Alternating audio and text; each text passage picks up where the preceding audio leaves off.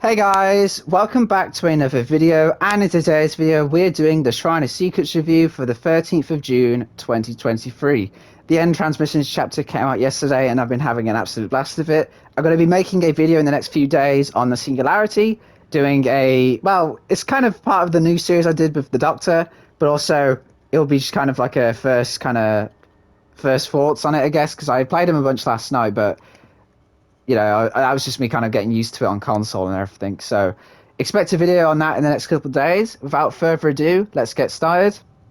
First of all, we have Hex Ruin, which is a Hag perk. This is a Hex perk, which means it is tied to a totem and can be destroyed at any point.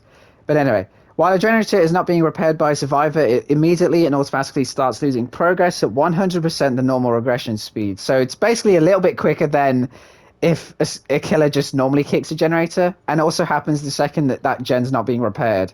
So, it just does it automatically pretty much. And once any survivor is killed by any means, the Hex Ruin totem reverts to a dull totem, which basically means once any survivor dies, or is sacrificed, or moried, or devour hope moried, anything like that, it destroys itself pretty much. It literally gets rid of itself. There's not really any other perk quite like this. There's perks like Hex Retribution, which need to be destroyed for it to work, and it's kind of like a booby trap. But this one, it literally just deletes the perk pretty much for the rest of the game when someone dies. I don't think it works if someone DCs, because I know DCs sometimes count as kills, depending on if you hook them and they DC. But I really don't know actually, but pretty much I think it's just kind of silly. Well, it's not silly, but it's definitely a big negative about this perk. This used to be one of the strongest killer perks in the game, and then they changed it to this. However, it used to be 200% speed, and the second part didn't really happen at all. But now it got nerfed, so now it's 100% speed, and it now basically destroys itself when someone dies. So I think this perk is really not worth your time anymore, which is such a shame because I really like using it because I think the automation is quite nice. I think that's why people like Pain Resonance a lot. It's because you don't have to go out of your way to kick a gen. You just have to hook someone, which you do throughout the match anyway. I think this is kind of the same thing where, as long as the survivor isn't touching it, it just regresses and it just, kind of leaves you to go do something else. But I just don't like the fact that it's not that much quicker. 100% speed is not that much quicker. And also it gets rid of itself. So I could safely say this perk is definitely weak, and it's definitely not worth it, in my opinion. Next up, we have Bite the Bullet, which is a Leon perk, and this one has so when you're healing, you don't make any noise, as in grunts of pain or the actual healing sound. And then if you miss a skill check while healing, it does not make a loud noise notification, and healing only regresses by 1%, which is quite nice. I think the main thing I like about this perk is the fact that there's no loud noise notification, because sometimes I'm busy, or sometimes if there's other things happening in the house, I can't hear as well. So sometimes sometimes I'm just shit, okay? I've been playing since 2019, but sometimes I'm just shit and I just miss skill checks. So I think it's just quite nice for that, and you only lose 1% speed. I think not having any sound is really creative and helpful, and I think sometimes, I remember people used to hide around corners with dark outfits on and just heal in the corner in chase pretty much. You could definitely combine this with a medkit. I think that's definitely the best thing to do. Or you can use it with bonds, so you can find people to heal you and use it. A medkit, like I said, or solidarity, because that also requires other people healing as well. So I feel like it's quite niche. I don't think it's a game changer. It is in the sense of obviously what it does, but I think, you know what I mean? I think compared to the next perk we're going to talk about in a minute, I don't think it's a game changer per se. I think it's just quite creative. It's quite niche. It's not. I think it's helpful, but also, it is a perk slot, and sometimes you have to kind of weigh up. Is it worth that perk slot? That's up to you. Personally, I quite like using it every so often. I think with solo queue it's a little difficult, but like I said, if you use tracking perks and other healing perks, you definitely get some value out of it. I just don't think it's something to use all the time. I think it's just something to use every once in a while. Next up, we have Unbreakable, which is a build perk. This perk allows you to fully recover from the dying state once per trial. It also increases your dying recovery speed by 50%. I feel like this perk, this is what I mean when I say it's a game changer. This can really turn the tide of a match because of what it is, basically.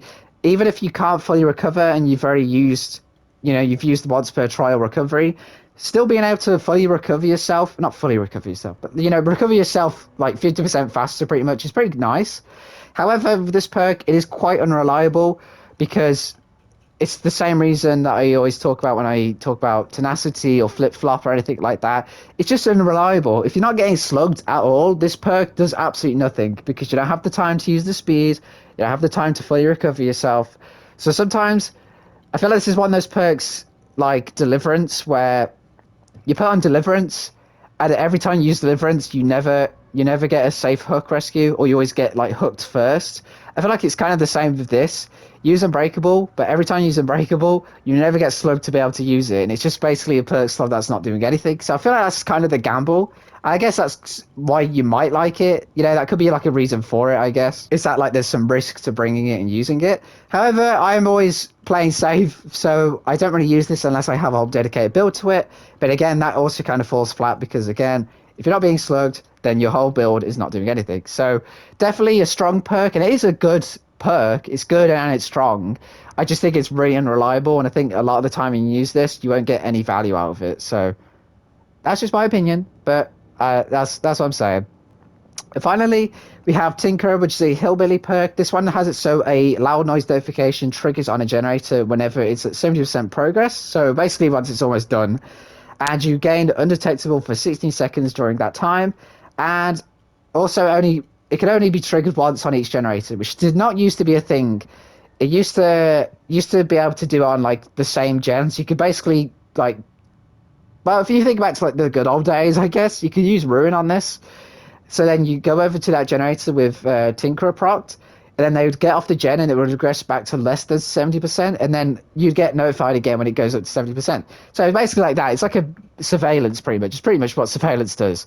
But now they've changed so it only happens on each generator once, so you can't just keep using it. It's just a one-time thing of like, hey, this gen's about to get done, come check it out. I think if you're a killer who doesn't have good mobility, or you're on a really big map, this perk can be kind of, what's the word?